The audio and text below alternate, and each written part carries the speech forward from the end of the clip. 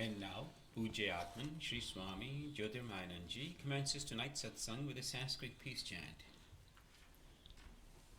Om Purnamadaha Purnamidam Purnat Purnamudachyate Purnasya Purnamadaya Purnamevavashishyate. Om Shanti Shanti Shanti. We begin with mystic song by Sri Swami Lalitananda, played and sung by Sri Swami Umananda and Rajneesh. Our song tonight is based on a poem by Swamiji. It's called I Am Air.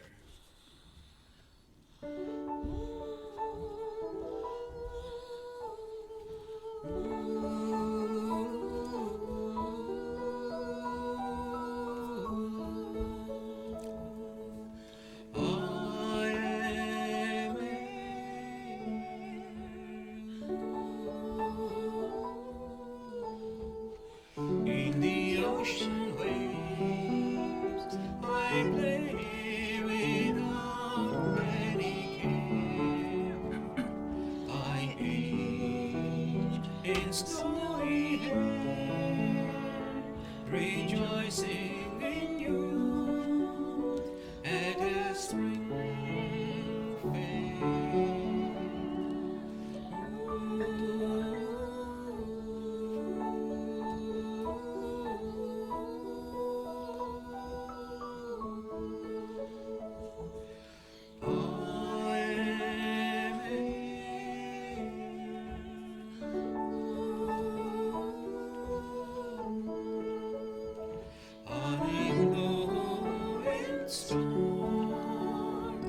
Breaking the mountains, moving the stars,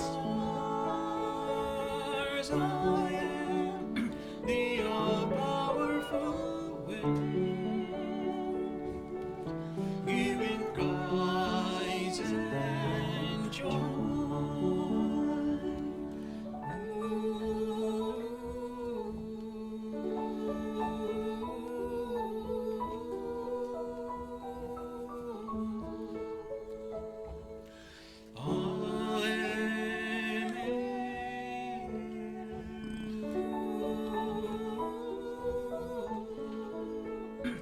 I hold the stars and wrap myself in the soft clouds. I mingle with tender dew on morning flowers,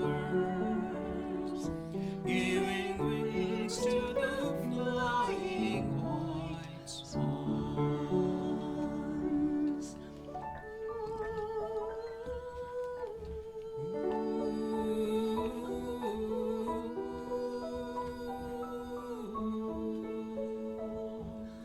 I am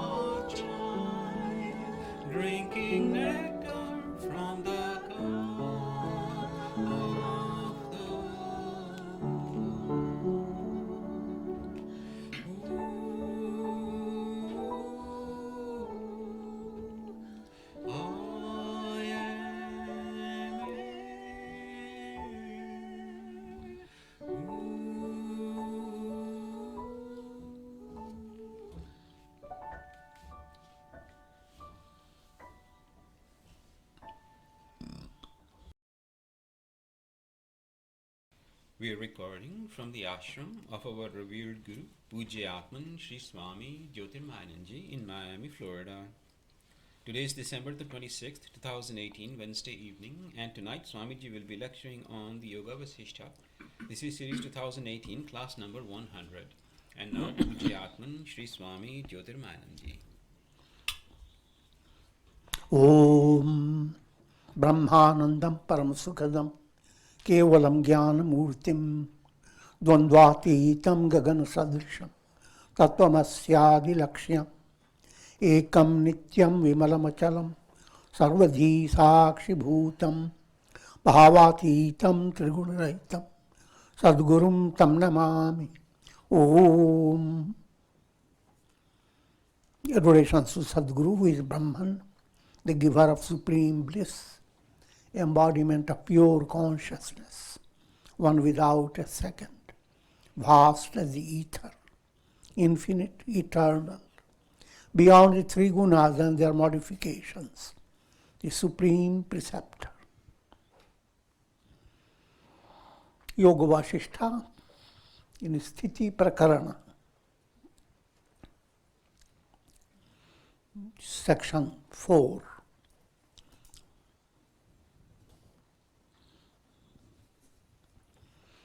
And the topic is always the most cherished topic that you can ever imagine. A topic that is always important, and it will be always the only topic. And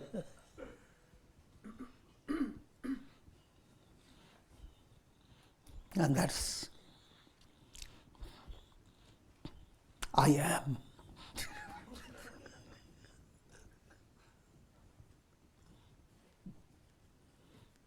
The whole world rests on me and mine.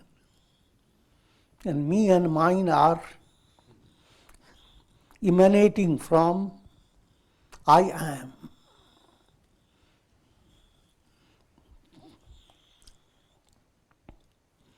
In a humorous way, with modern technology and advancement, we can't always go on quoting snake on the rope.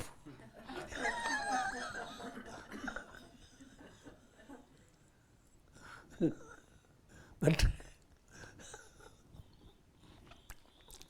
little iPad superimposed upon the big iPad. Nothing bad about it.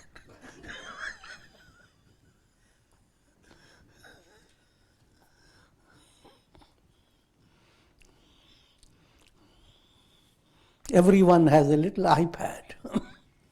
But iPad may bring so many things, but it doesn't cover all of you. It's handled by your fingers. Now,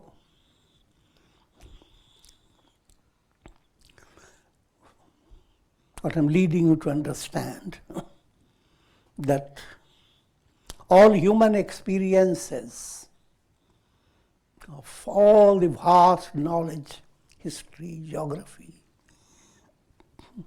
astronomy, medicines, science in different aspects, the study of stars, past, present and future. That entire process operates through your nervous system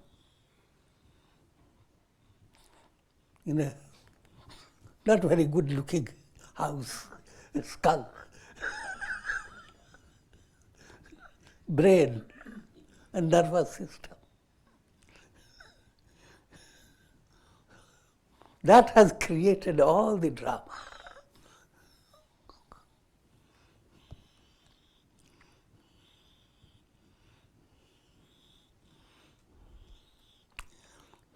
And therefore, reality, truth is beyond this drama.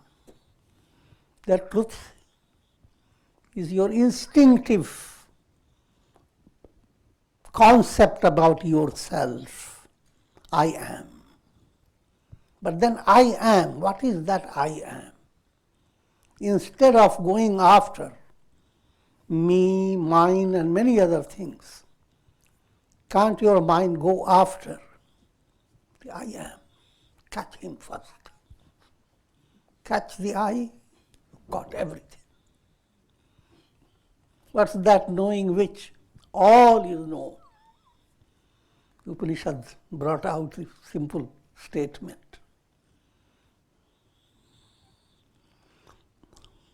Now let's see how the sage Vasistha goes on highlighting this point and paving the way to gaining insight into I am.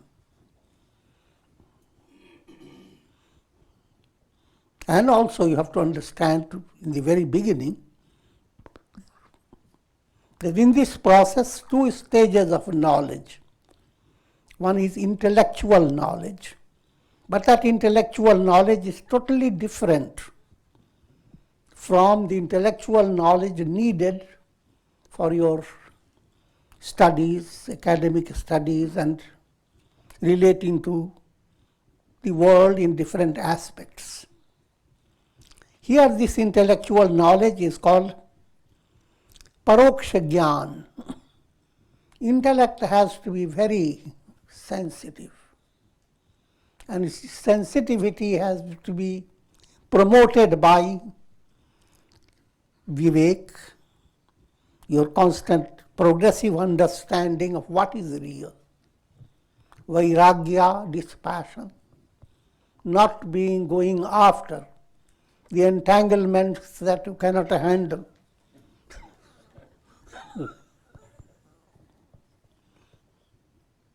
So as that, and discipline of integral yoga in daily life, when all that operates, then what you understand about Brahman, there is a kind of a clarity of understanding relating to the message of the scriptures. That understanding is totally of a different nature. Because every step in that understanding creates a change in your personality. If you have been an angry person, you don't wait for enlightenment to be free of it. You go on sublimating it. Learn the art of yajna. So, paroksha jnana, indirect knowledge itself, is of a totally different quality. And it requires a lot of vairagya, a lot of good association, a lot of sadhana. Then you are able to follow the paroksha jnana. That's not yet your realization. But next comes aparoksha jnana. Aparoksha is a direct revelation.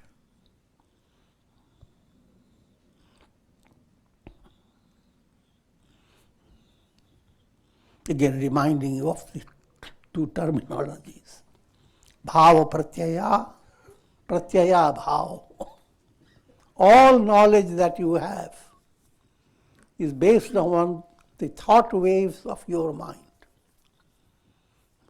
So in that category of thought waves of your mind, the understanding that all this is illusion is still a matter of thought waves. But however, it is most advanced. So when you have that understanding, it is called pratyaya bhav, rather bhav.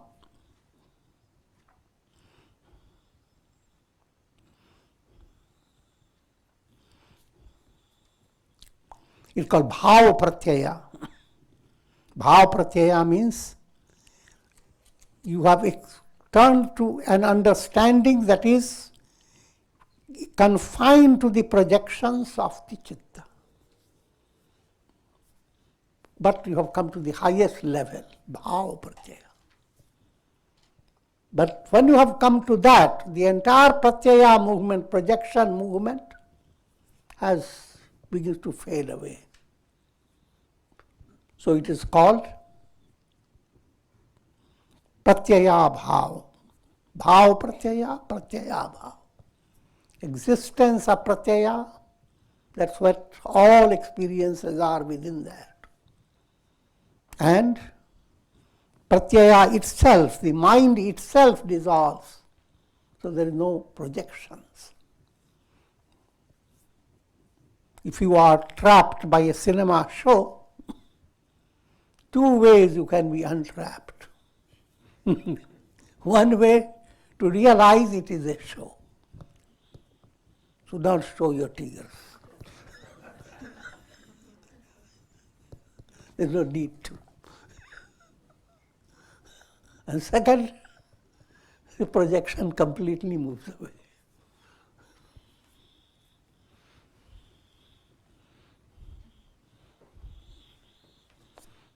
And these are the stages.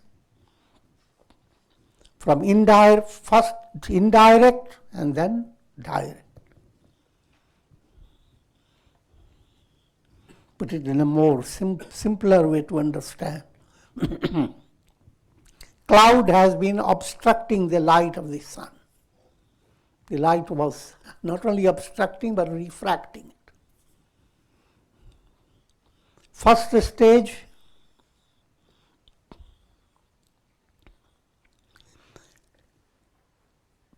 an insight must develop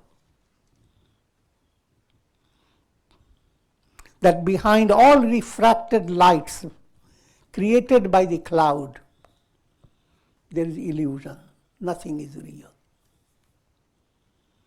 When that begins to develop, now the cloud itself begins to shine through the rays of the sun until it becomes completely dissolved. So first you are dealing with the cloud, its obstruction, cloud with its refraction, and then uncloud.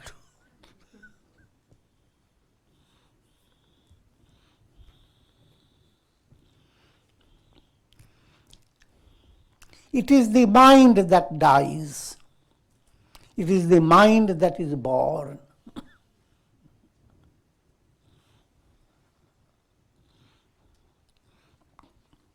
In all your experiences, mind is the common denominator.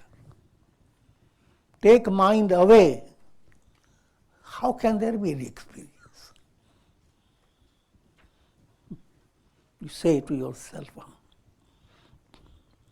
I'm under stress. But under stress with mind. I'm happy. It's mind. Mind plus variables. I know the world is illusion. Again, this is also another mind.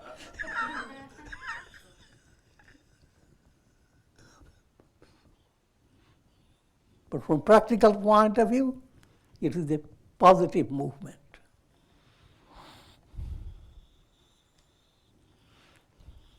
So all that you are experiencing,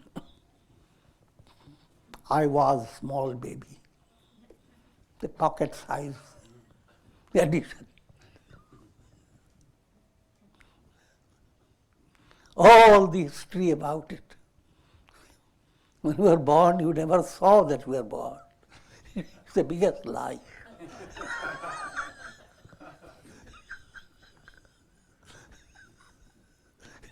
You are told not to lie.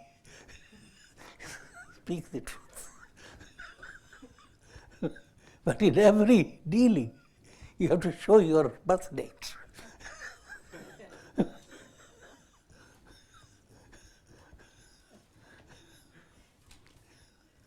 Speaking more precisely, it's a hearsay.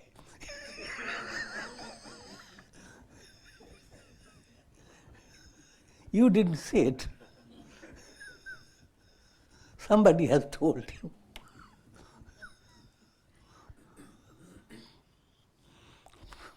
So all your experiences, the concept, oh, I have done a lot of good karmas, or negative way, whichever way. The whole calculation of how much I have achieved, how many things have happened. Behind all that is the magic of mind.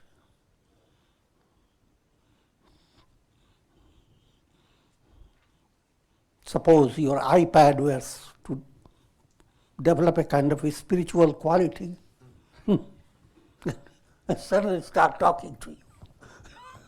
Look how much I have helped you. I have brought everything of this world, from Alaska to New Zealand, at your fingertips.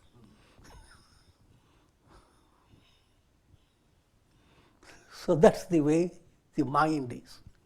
It brings the entire world, including bondage and release.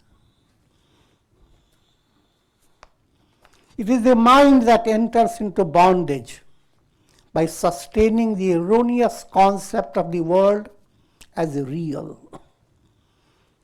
As long as you don't understand the magic displayed by your mind, and whatsoever mind projects, you consider that as real, that becomes bondage, that becomes a source of misery, pain. And likewise, it is the mind that attains liberation by melting the mist of the world process, by the shining rays of intuitional vision.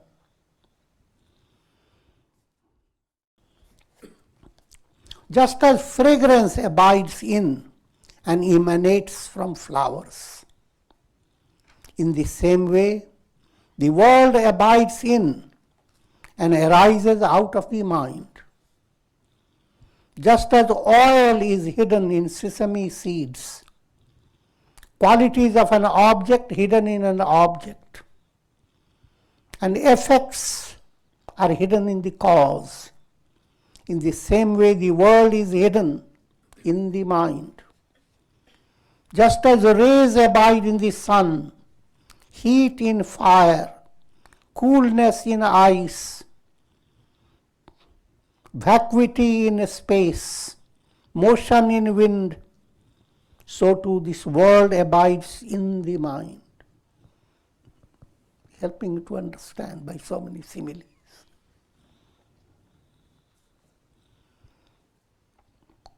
Mind indeed is this world. So don't forget that important point. It is not, your ducks are not in the world. Your ducks are your mental process. What you have is stored by your mind as samskaras, that's the mother duck.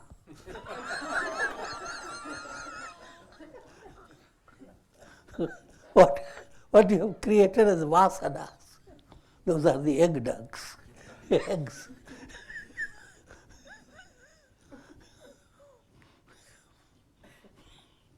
From those vasanas that are coming closer to your conscious state, they are like the chickens. Baby ducks, ducklings. No shivling, ducklings.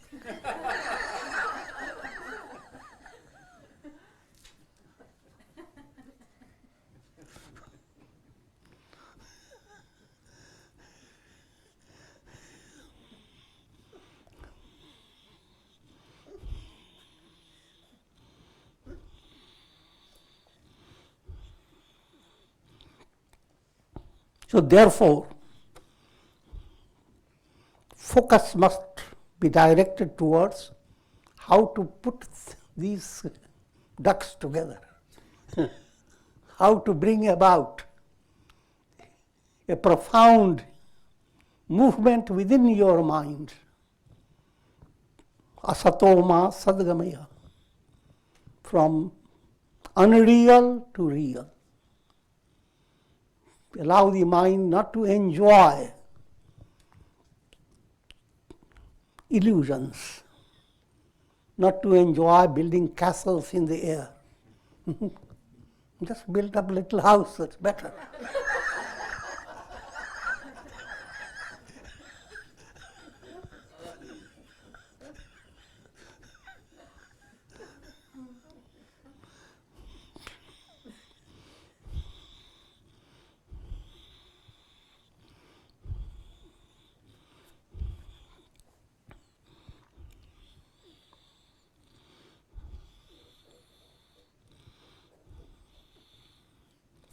Mind indeed is this world, and the world is nothing but the mind. So instead of going into all how many things I have to achieve and big world, simple point, what are you doing with your mind? Are you allowing your mind to learn the art of positive thinking? Are you giving the mind the opportunity to become serene? Are you allowing the mind to gather higher form of impressions, not worldly muck? That simple common sense point is not something very big to understand. All the life you live in, it is the mind that will give you, the type of mind that will give you the real taste of your life. If mind is not qualitative, what's that? All living and lot of money and lots and lots of lots.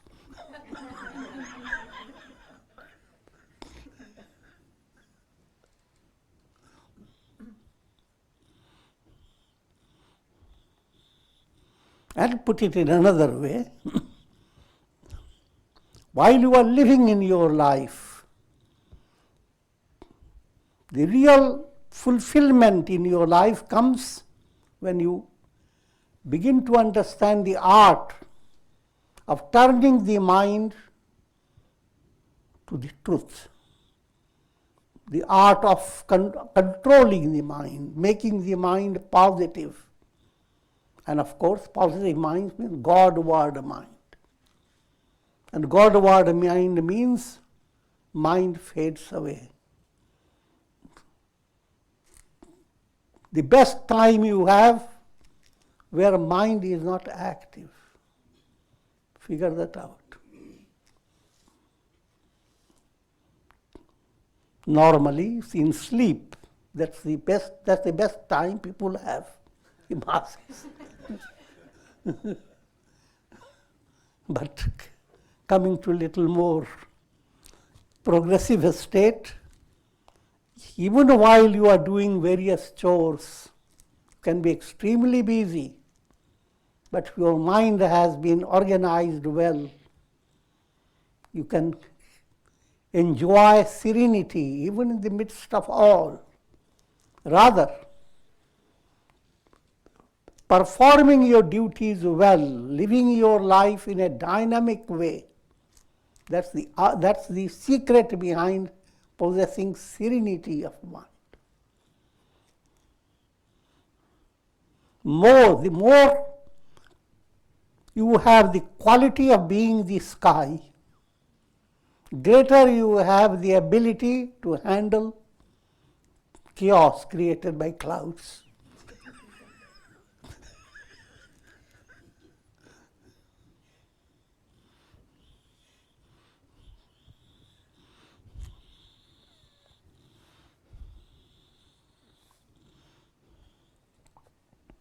Even if the world were to be physically destroyed, sometimes people develop that narrow-minded interpretation of scriptures. That world is the source of all trouble. And unless this world is out of my sight, I will not attain liberation. So can we devise some method to crush this whole world down?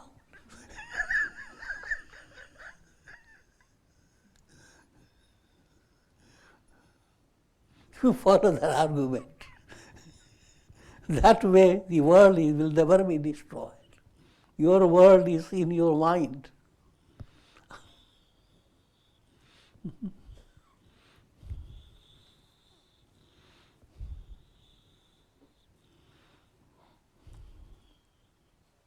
In other words,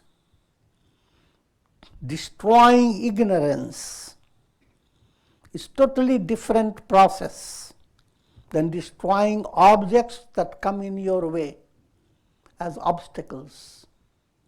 Thorn comes, you remove it. And many things, obstacles, you crush them.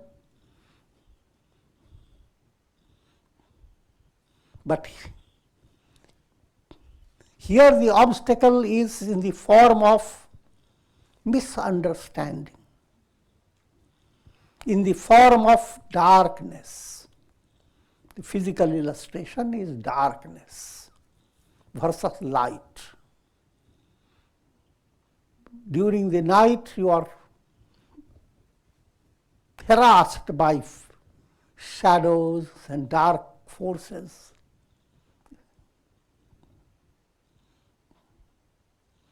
And with the rising sun, the rays, again dramatizing, when they start, all the forces of darkness run.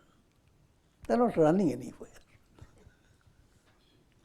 And ultimately they are burnt up. But they are not really burnt up, nothing. They never existed. So that is the subtle point behind you, the problems that you face. It's not easy to understand because it's a shocking type of revelation. Problem of problems. You are facing your embodied state. All problems are nothing compared to such fragile body from the toes to the head. Facing so many insecurities and risky situations at every step. But behind all that, the good news, there is something within you that puts you in a stage that you don't have to even think about it. Don't think about it. What is making the nails to grow? What are the problems in nature? I'm just joking, but in a simple way to understand. Countless mysterious functions go on, and you don't have to be involved in it. Now, the moral of it, likewise, the whole world and all its functions, they are the operations of forces of darkness. In a profound level of revelation, I am the sun. All this vanishes. It is that point that mind has to be hammered on. Everything else is a big distraction. But no matter how distracted you are, ultimately you have to follow this path. The world of distraction will never leave you in a state of full satisfaction. And of course, Hindu culture also always presents to you, you have countless embodiments you have gone through. And that will continue.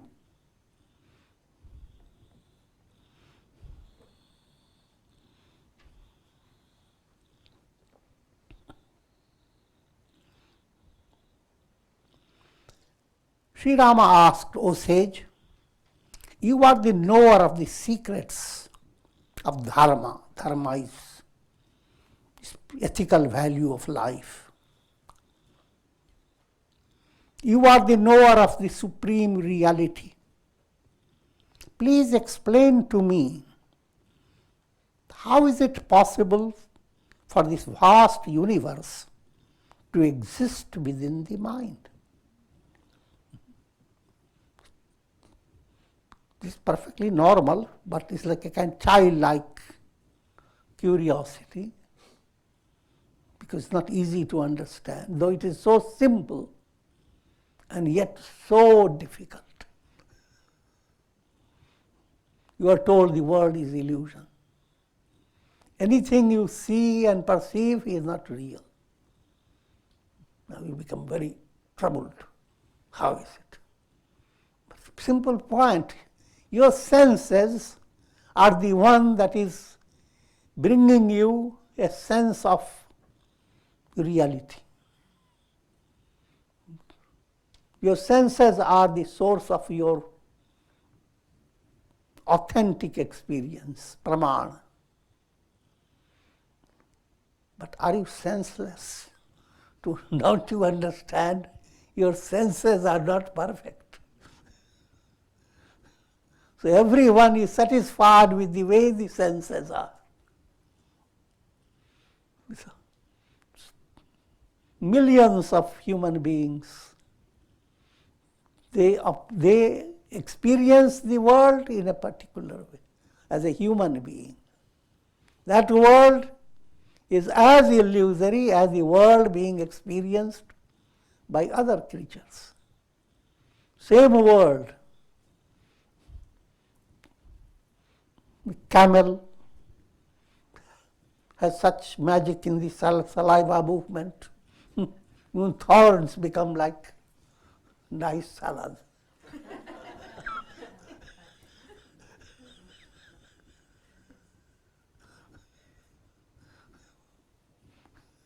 I will not go into too much detail. There's lots of stories to come right here.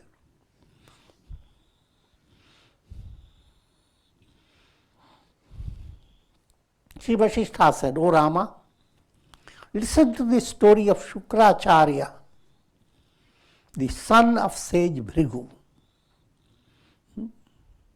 Always it was an art of teaching. In ancient time, when there were no films, no TVs, but ashram had to provide entertainment. The entertainments, they were so profound that you really don't miss anything. So now that's the entertaining story.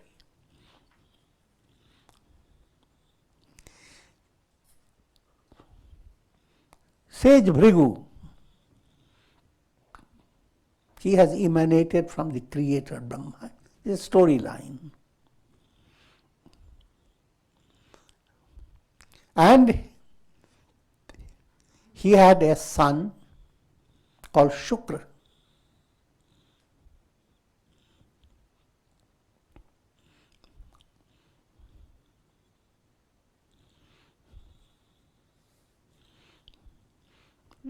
Literally Shukra means, Shu means auspicious, something divine. Kra, that which leads you to something wonderful. That was the name, Shukra. Later he becomes Shukracharya, the teacher. And he is given a difficult task to handle the demons. So as the guru of demoniac forces, that's his role, Shukracharya. But this is his story. At this stage, when Shukracharya was still a boy, he used to roam through the beautiful valley of the Mandarachala mountains, enjoying the beautiful flowers, sparkling streams, and all the wondrous aspects of nature. As time passed, Shankaracharya became a young man. He had practiced meditation and austerity.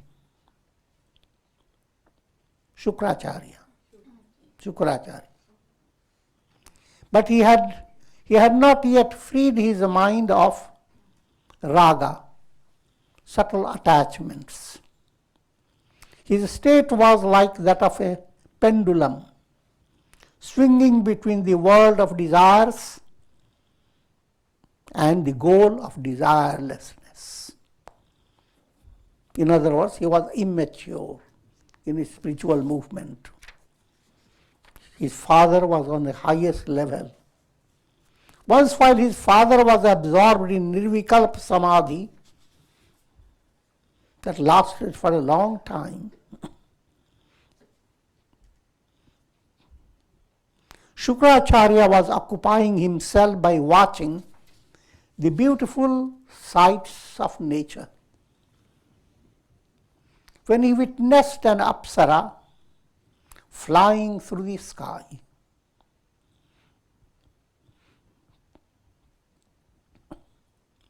she was decked with a garland of mandara flowers.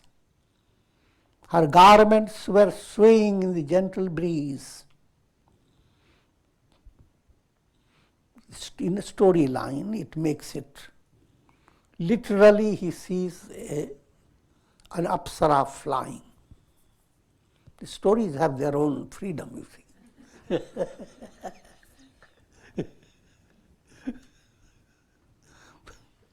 But your imagination has more freedom than you can imagine.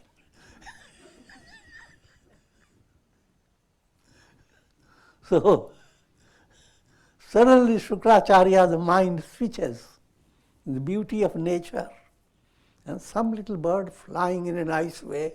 He builds up a romantic picture within his mind.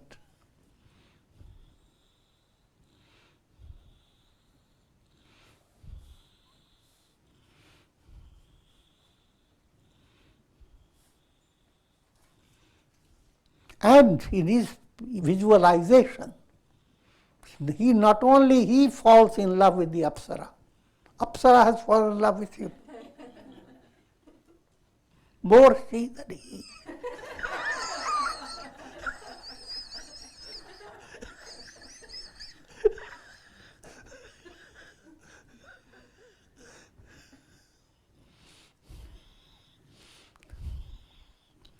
Afflicted with desire, as though wounded by the arrows of Kamadeva, the Cupid god, Shukracharya lost all awareness of his body and mentally became one with the apsara.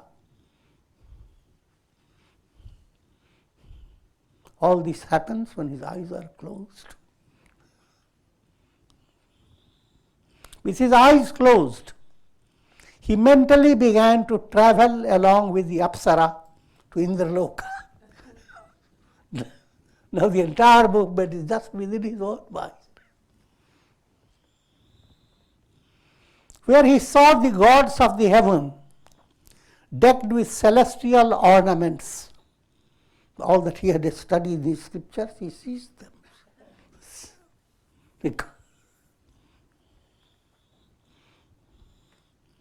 He heard celestial music, watched the celestial stream Mandakini, met the great gods. He shook hands with Lord Yama, moon god, Indra, sun god, fire god. Not only that, he was curious to know, to see the elephant on which Indra rides. A Ravata elephant. He diverted himself by watching the various scenes and sights of the heavenly world. No longer just hearing it, seeing them. Following this experience, which occurred through his mind alone, just like in your dreams, so many things happen.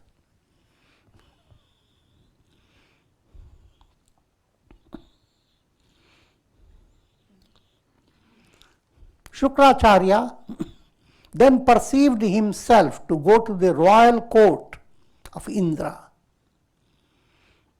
See, a dream-like experience. After saluting Indra, Indra got up from his throne and welcomed the son of sage Vrigu.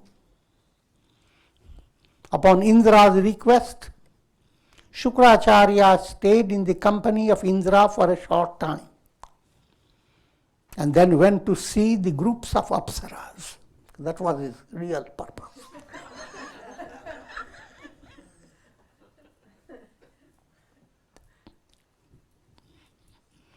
And he was delighted to find the apsara who had enchanted his mind. And in turn, she was also delighted to see him in the heavenly world. See, good luck.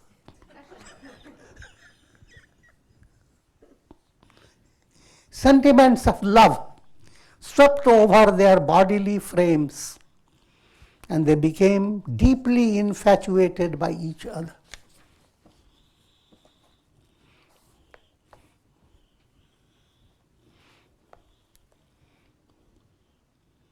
Shukracharya then led the apsara to a heavenly mansion, and with a mutual exchange of loving words, embraced each other.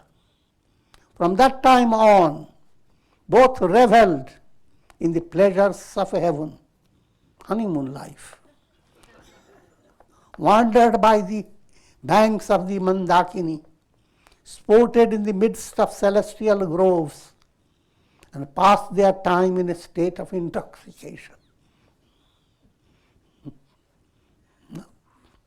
Time began to stretch.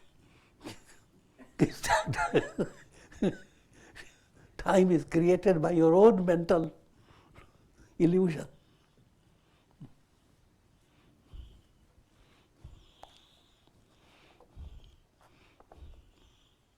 After a long period of time, Shukracharya and the Apsara exhausted their meritorious karmas and fell from the heavenly world.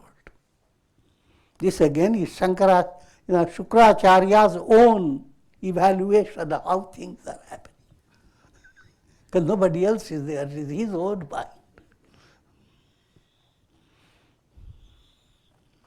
Divested of their heavenly garments and ornaments, deserted by the gods. You have read all that correctly, you see. Live in the world forever. But when good karma moves away, you have finished it. And suddenly the garlands wither. And you simply fall from heaven. The very same gods that were constantly your companion, now they don't care for you. This is not a very surprising thing. The same thing happens in the practical world. Everyone is led by their karma. When karma comes to an end, nobody can do anything about it.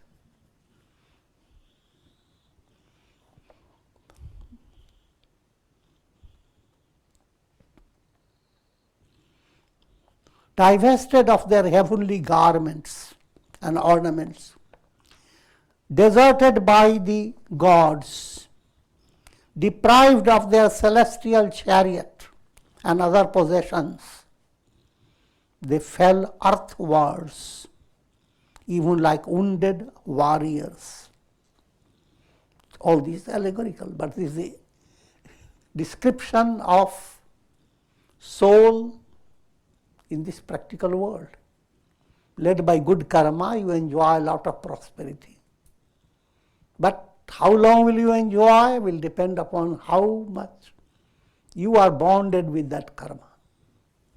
Once that karma is over, Nobody is going to help you.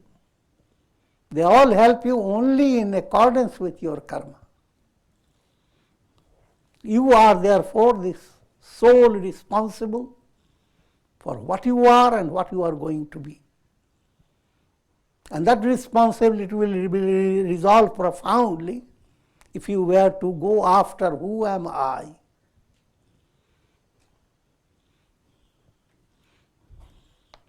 So you are to be blamed for everything.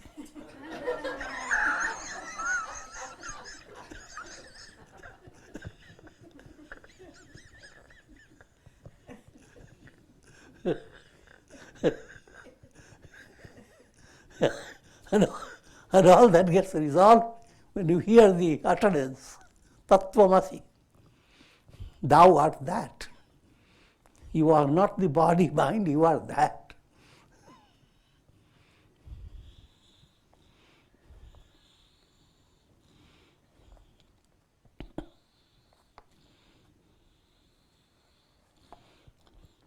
They continue to wander with their subtle bodies until in course of time, Shukracharya was born as the son of a Brahmin couple.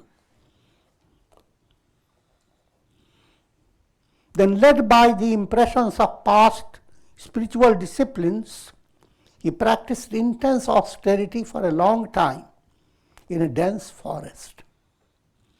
All that mind is doing all that. And his body is near his father's body, whose father is in samadhi state. So he is not aware of what's going on with his son. But then the body has its own limitation. While mind goes on, Shukracharya's body becomes inert, dead. But the body is not holding up body with him. I'm joking. That doesn't stop his experience. Body is just a little straw in the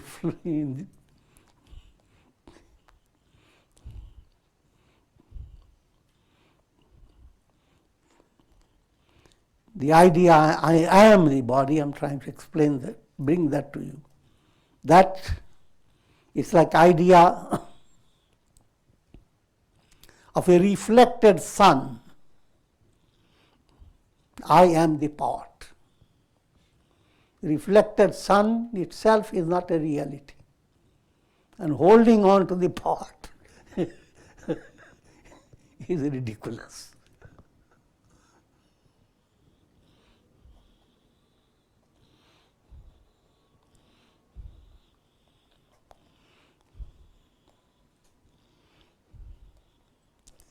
Now, so in his next birth he was son of a Brahmin couple,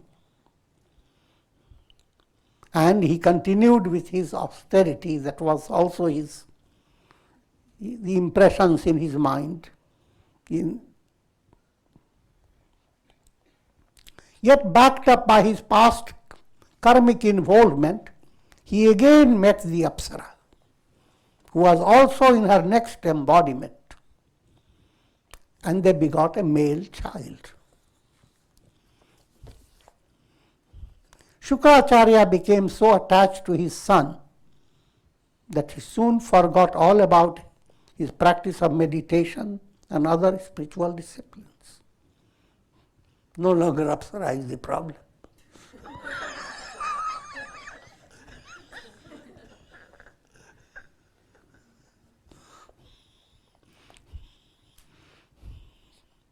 As time passed, his mind became increasingly involved in his son, while his body aged. Eventually, death devoured his body, even as a snake devours empty air. Since his last thoughts were directed towards worldly objects, he was born as the son of a king in the country of Madra. He ascended the throne After ruling the kingdom for a long time, he died and was reborn as the son of an ascetic. After practicing intense austerity by the banks of Samanga river, he overcame the impressions of raga, attachment that was creating mental illusions, and mentally became as stable as a tree unshaken by the winds. Now he comes close to attaining enlightenment. O Rama, while the mind of Shukracharya continued to experience the celestial pleasures followed by its numerous embodiments, now what happened to his physical body in the meantime? His physical body in the Mandarachala mountain became emaciated, dehydrated by the action of the sun and wind. It fell down like a tree cut at its roots.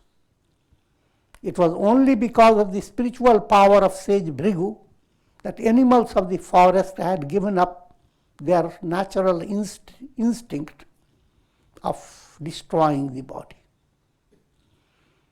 Soon the body was reduced to a skeleton. The wind blowing through the holes of the skull created strange sounds. All the details Vasistha enjoys.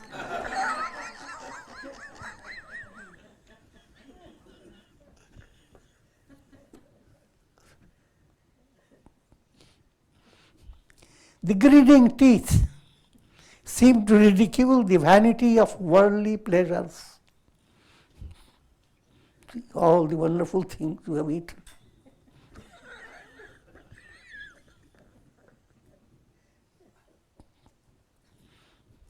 Scorched by the raging sun, tossed by the fierce winds, drenched in torrential rains, the poor body of Shankaracharya became the very embodiment of ugliness and inauspiciousness. After a long state of samadhi, Sri Bhrigu, the father, came back to normal consciousness. He looked for his dear son, Shukracharya. You must realize the story. A person who has been nirvikal samadhi, instead of realizing I am Brahman, looks for his son.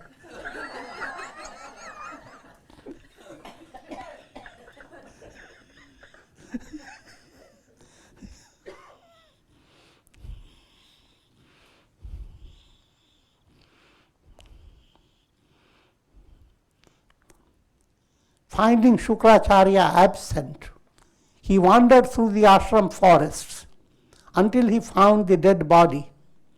It was dried up like a stick, and little birds, see there are birds like that, this much. Ashram has it also.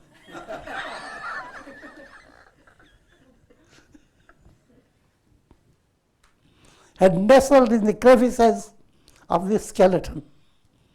The rib cage appeared like a cave, where once shone the beautiful eyes. Worms began to abide, while frogs rested under the body. Spiders wove cobwebs. Overcome by sorrow at the untimely death of the son, sage Bhrigu prepared to curse the spirit of time by the force of his anger. He put his hand into the water, ready to curse time spirit, called Yama. Another name, Kal.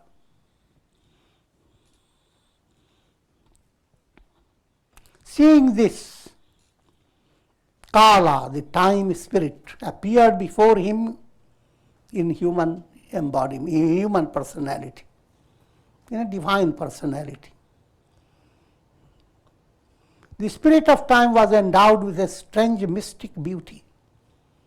He had 6 arms on one side, 6 faces. 6 faces represent 6 seasons in India.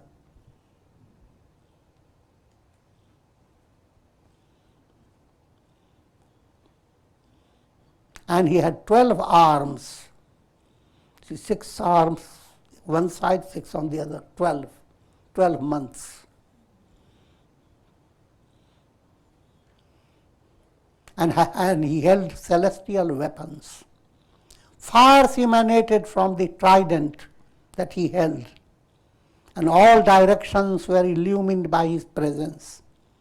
Having approached sage Bhrigu, the time spirit said in a voice as deep as the sea, "O sage, great men are not overcome by delusion. Even when others have committed a wrong towards them, still they do not become agitated. You are giving vent to your anger without investigating into the truth of the matter." And so, time spirit tells him the story of what Shukracharya brought upon himself through his own mental process. And then time spirit gives big philosophy. So with this setting, Sage Vasistha plans to give the whole insight, first to Rama and through Rama to every grama.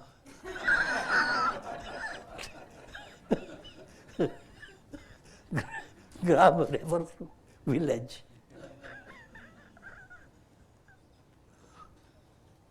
And with this I will conclude. Om Triambakam Yajamahe Sugandhim Pushti Vardhanam Urvarupma Bandhanan Mrityor Mukshiyamamritat Sarve Bhavantu Sukhina Sarve Santu Niramaya Sarve Bhadrani Pashyantu Ma Kashchid Dukha Bhag Bhavet. Om Shanti Shanti. Hari Om.